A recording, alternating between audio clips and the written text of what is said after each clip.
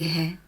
यहाँ से पहले बिंदु को मरीचि ऋषि के नाम से जानते हैं।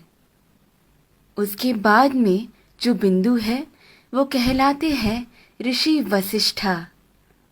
ऋषि वशिष्ठा की बाईं ओर आपको एक छोटा बिंदु नजर आएगा।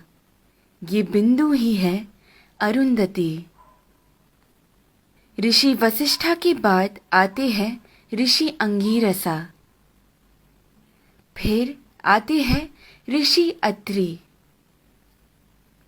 फिर दाईं ओर की तरफ मुड़ते हुए जो बिंदु आता है वो है ऋषि पुलस्त्य।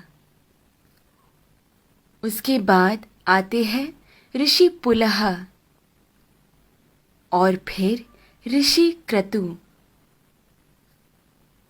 ऋषि पुलह और क्रतु के अंतर को 5 गुना मिलाकर नीचे की तरफ आएंगे तो वहां बसे हैं ध्रुव नक्षत्र। सदा उत्तर में रहने की वजह से उसे ध्रुव नक्षत्र कहा जाता है। इंग्लिश में हम इसे नॉर्थ स्टार के नाम से जानते हैं। बाल्यावस्था के ध्रुव नक्षत्र अगर उत्तर में बसे हैं तो वृद्धावस्था के अगस्त्य नक्षत्र दक्षिण में बसे हैं। अगस्त्य और ध्रुव नक्षत्र हमेशा उसी स्थान पर ही पाए जाते हैं। इन दोनों के बीच में मौजूद आकाश गंगा सतत घूमती रहती है। इस कारण से हमारी धरती अक्ष के ऊपर घूमकर घूमती रहती है। ये सच है कि सारा जगत भगवान के इर्द गिर्द घूमता रहता है, लेकिन वो हमें कभी नजर नहीं आ सकता। भूमि के अनेक कालों में से उसे 4 काल में छांटते हैं।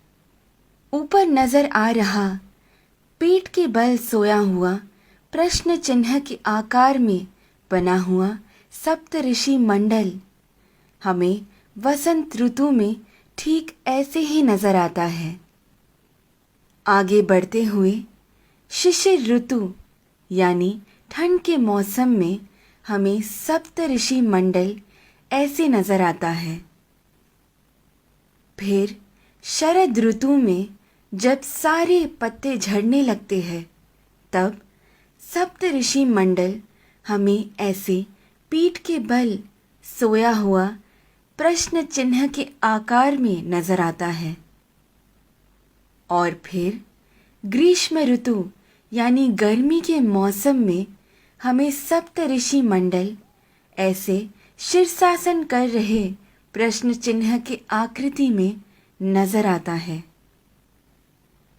चाहे जो भी हो, जब हम ये सारे प्रश्न चिन्हों को एक साथ में देखते हैं, हमारे सामने एक विशेष आकृति हमें बनता हुआ नजर आता है। वही कहलाता है हमारा स्वस्तिक। स्वस्थ का मतलब है आरोग्यवान। स्वस्तिक का महत्व मेरे पिता मुझे हमेशा से बताते आए हैं, लेकिन हर क्षण प्रयोग में ला रहे इस स्वस्तिक का जन्म कहाँ से हुआ ये आज मेरे पिता द्वारा जाना, जो आप सभी में मैंने बांटना चाहा। ध्रुव नक्षत्र को देखते हुए हमें ये मालूम होता है कि हम पूरी जिंदगी जिस दिशा की ओर बहते जा रहे हैं वही है उत्तर दिशा। इसीलिए शायद हमारी भूमि पर भी दक्षिण में अधिक जल है और उत्तर की ओर अधिक जमीन है।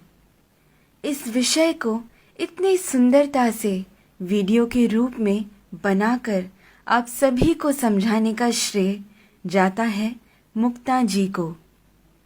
धन्यवाद। तत्परा अहोरात्रा।